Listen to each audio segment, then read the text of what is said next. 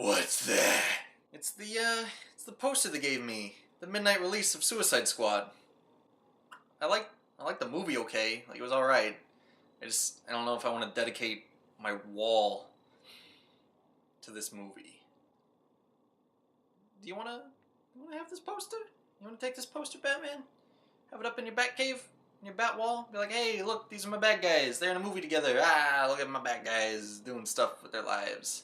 Does it do anything? It's a scratch and sniff. It's kind of fun, right? You scratch it and you sniff it. What's it gonna smell like? Suicide? No, it's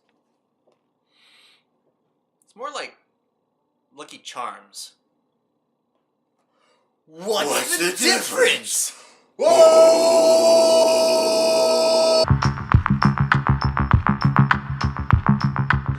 Yeah, well, that's just like your opinion.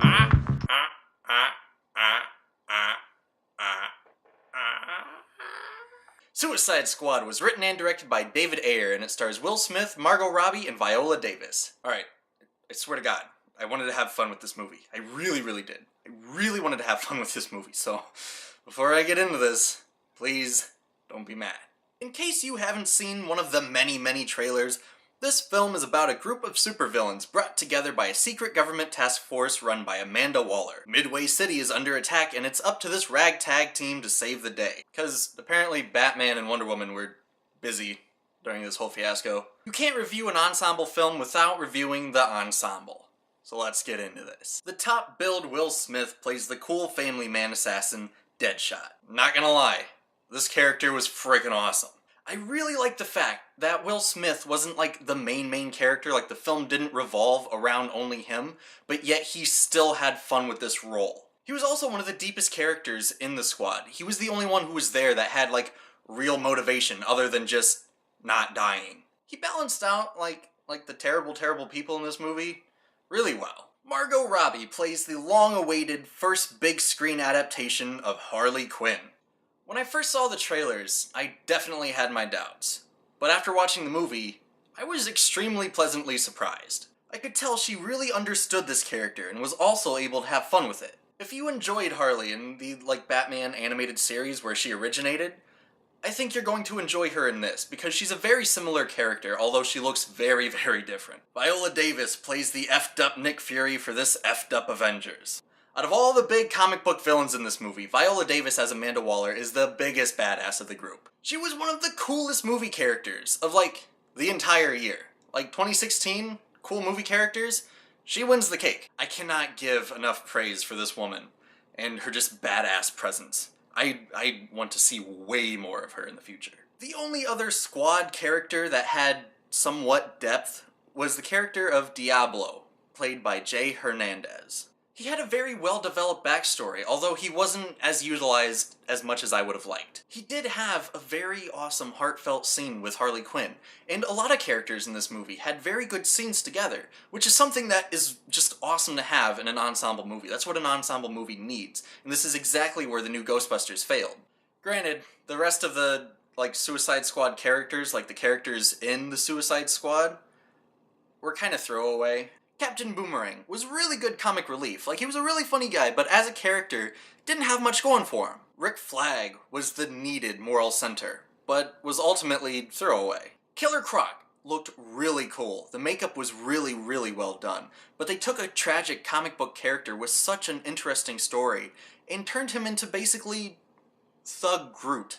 Katana basically shows up. Flag explains her backstory, and she's just there. She's just in the group. That's all she does for the group. She's in it. Enchantress, without spoiling anything, had a much bigger role than she deserved, and she felt like she was in a much different movie, which is stupid because of how big her role was. And I think that was all the characters. I think that was all the Suicide Squad characters. I think I can move on now to the other characters who weren't in the Suicide Squad. Here we go, about to talk about. Whoa! What the hell was that? It was almost like an important character or something. I don't know. I guess he's gone now. Whatever that was, that split-second thing Though he's not in it much, I do want to talk about Batman in this film. Hey, that's me. Yep. I'm wearing hockey That's- pants. Yep. It was extremely interesting to see Batman through the eyes of the villains for once in a film. It was a really nice take on him, and it was really cool to see him as this powerful monster-like being. I'm cool. My parents are dead. And of course, Jared Leto plays the extremely polarizing Joker. Now, I didn't really have a major problem with him, but I also didn't particularly like him. I personally find the Joker to be one of the most interesting characters in the DC universe, and he's a once-in-a-lifetime character for an actor to play, so when you play this character, it's just alright. It's really frustrating. It's an amazing character with such thick mythology, and it's just not right to make it just, that was kind of interesting. Granted, he wasn't even in the movie like that long, which is almost kind of fake advertising, because in the marketing campaign, he was everywhere. He's like the second billed person on the poster. Like, what are you doing? Why are you trying to trick us? This isn't right. Someone's trying to sue Suicide Squad for false advertising because of how much the Joker wasn't in it and how much they promised him being in it. I think it would have worked so much better if, like, he wasn't announced to be in this. Like, he was announced to be the Joker in the DCU, and he was supposed to be in the Batman standalone film. And then just out of nowhere, with Suicide Squad and like one of Harley's flashback scenes, he makes a cameo. He makes these cameos as a big part of her history, which he is. And I think it would have worked so much better as just a cool little Easter egg, like, here's the Joker, and we're like, that's cool, he's the Joker. And Jared Leto has gone on interviews saying that there's a lot of his scenes that were cut out of this movie. So I don't know. I don't know how to feel about him because I haven't seen enough of him. And it's kind of messed up that they cut out so much of him. Like, it's very apparent that there are things missing from this character in this movie. Jared Leto is quoted as saying that there is an R-rated, possibly even an X-rated Joker movie filmed with all the footage that they got for Suicide Squad. I don't know how true this is. I don't know how much he's exaggerating. But you can definitely feel that there are things missing. Without giving anything away, there is a small 2-second scene in one of the trailers that would have helped if it was in the movie.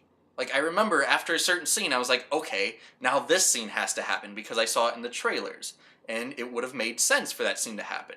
But it didn't, and it felt very weird without it, just knowing that that scene could have possibly been in the movie. It felt awkward, very odd. Editing was ultimately this film's biggest downfall. This film had the same problem that Batman v Superman had. It was very choppily edited. There were scenes that were placed in places that just didn't make sense. There were scenes that were cut together that almost made you feel uncomfortable just by how badly put together they were. It's almost as though there were, I don't know, some reshoots, and after the reshoots, those scenes were kind of shoved into the movie. On the flip side of that coin, it's very, very, very apparent that there are giant scenes missing from this movie. Sometimes it feels like things are just, like, so badly shoved in, and sometimes it feels like there's just something not there. It's such a weird experience, editing-wise. Fun story with that. Halfway through writing this, I kid you not, as I was writing this review, on Reddit, there was released a list of scenes that were deleted from the movie. Like, apparently from someone who works with DC. So, I looked into this list. I watched a video on this list. I'll leave a link in the description by the guys who do ETC News. They did a really good video on this. But after reading the list of things that were cut out from this movie, they really make sense, and I think the movie could have definitely benefited from having those scenes in it. Honest to God, I would prefer like an extended version of this movie, just like they did with Batman v Superman. I would watch the 2.5 hour, maybe even 3 hour version of this movie, if it makes the movie better. I would much rather watch a long movie than a crappily edited movie. That's really the most frustrating thing about this movie, is the fact that there was a really good movie filmed. It's just somewhere on the cutting room floor. I also really quick want to mention the soundtrack. It's full of like really, really good songs, like songs that are on my playlist. But at times it feels like there are almost too many good songs, if that can be a thing. Almost as if they were trying to, like, distract me from the really shitty editing. Is something missing here?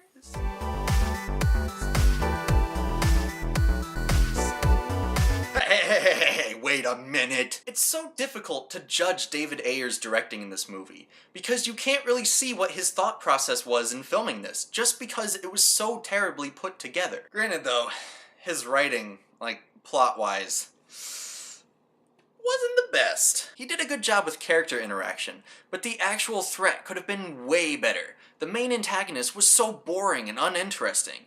It was such a major threat that it felt cliché and didn't really feel like a threat. And I compared this to Guardians of the Galaxy, because Guardians of the Galaxy also didn't really have the best of an antagonist, but I enjoyed that movie so much more. Why is that? Why am I giving so much credit to Guardians of the Galaxy rather than Suicide Squad, when both are the same? Both have really good characters, but yet the villains both suck. But I like Guardians so much more. Guardians knew that their antagonists sucked, but they focused on the characters because that's what the movie was about. It's about these people coming together. Whereas Suicide Squad tried giving even time to everyone, and they thought that the villain was good. That was their only mistake, was just thinking, this villain's really cool. Everyone's gonna like this villain. And it's gonna be such a good time, everyone's gonna love this movie and pay us lots of money. But the villain was very cliche, and just boring, just awkward. I really want to talk about the villain more, but I feel like it's spoiling something, so I won't. I don't feel like doing a spoiler review for this, so don't ask for one. You can ask for one, I'm not gonna stop you from asking, I'm not gonna do it. This movie could have been so much better if these characters were given a smaller threat. If it wasn't so big, if we focus mainly on the characters and not so much the threat that they're about to go into. Because I really like the idea of this team of people who will probably die going into the city that's just like run by a criminal, and they're trying to like get through the city to the villain. I like that idea a whole lot. It's kind of like Escape from New York. But the thing is, this movie made the main villain too much of a threat, and it was too much in the back of my mind that Batman or Wonder Woman isn't trying to save them, because I think it's very apparent with what they were doing. It's very apparent to like everyone on that planet that this is happening. So here's how I think Suicide Squad should have gone down. Let's say, I don't know, Joker threatens the city with a big bomb because, you know, Harley's in jail and he's trying to get Harley out, and he's just, if you don't give me Harley, I'm gonna blow up everything in Midway City. This causes the city to go into chaos with purge-like criminals running amok, leaving the Suicide Squad to deal with things. Of course the government doesn't want word of this getting out, which is why they send this secret team in, and no other superheroes are aware of it. Unlike a stupid giant blue beam that Batman would most likely be aware of. And having Joker as the main antagonist would also cause some really good conflict with Harley being a part of the team. We could watch her character grow and decide to side against the Joker, like the whole time she's planning on double-crossing the team, but then she becomes a part of the team, like emotionally. She becomes attached to everyone. And then she decides, no, Joker, I'm gonna not go with you. And I think that would be a much better plot, just something much smaller, like just Joker threatening to blow up a city, not the whole planet. And also we'd get much more of the Joker, which I don't think would be a bad thing. Hire me, DC, come on, what are you doing? What are you doing? Why haven't we done this yet? Just send me a contract, I'll sign it, we'll make me millions, we'll make you millions. It's a good deal, come on. Overall, was this movie messy? Yes. Does it deserve as much hate as the critics are giving it? No, not at all. 26% on Rotten Tomatoes? No, it's not that bad. This movie wasn't really made for people like me, the movie analyzers. It was made for the popcorn moviegoers, just the people who want to go to the movies, get some popcorn. It's a nice summer flick before school starts and just have a good time. Many, many, many people have and will have a really good time with this film. I had a good time with this film. It's just, I can notice its many, many flaws. Really, this movie is perfect for like the young teen, like kids 12 to 15. It's this kind of edgy thing that just makes you feel cool for watching, and it's funny, it's entertaining, it's got some alright action sequences, it's fast-paced, and I mean, it's that like pre-rated R range of people that can watch it, because it's right there, and I just feel like the young adult audience will really enjoy this movie because it's edgy, but it's not rated R, because they're allowed to see it, but yet they feel like they're seeing something they shouldn't. Ultimately, I had way more fun with this movie than I did with Batman v Superman. And I'll most likely see this movie again, because that first half hour of this movie was really well done, and it was a very entertaining first half hour. A quick note, without spoiling things from Batman v Superman, this movie does take place like immediately after Batman v Superman, and I kind of like the fact that they acknowledge the events of Batman v Superman. I just thought that was cool. I didn't think they were going to, because they're like, we're gonna spoil it, it's too soon. But no, they went for it, and I kind of respect that. Anyway, I'm going to give Suicide Squad a 6.5 out of 10. And those are my humble opinions on this film. You don't have to like it, you don't have to hate it. I have nothing against those who thoroughly enjoyed this movie. I understand. And those who thoroughly enjoyed this movie should have nothing against me. Anyway, thank you again for watching. Tell your friends, subscribe, share the video if you want. That helps us out a lot. We're Slacker Productions now. This is just a subcategory of Slacker Productions. We're doing other things. If you want to check out my Matt Damon video, that's pretty fun. We're going to be working on skits, we're going to be working on gaming videos. I'm going to do an editorial on Ghostbusters very soon, so look out for that. I'm also going to be doing an editorial on Samurai Jack. You remember that show? You know how that show's coming back? I'm gonna do a little video on that. I think it'll be fun. We're gonna have a lot of fun here, as should you, so please subscribe, tell your friends. If you have any ideas for the channel, we're open to anyone joining, so please contact us, hit us up, let us know. Anyway, as always, Watch movies, my friends.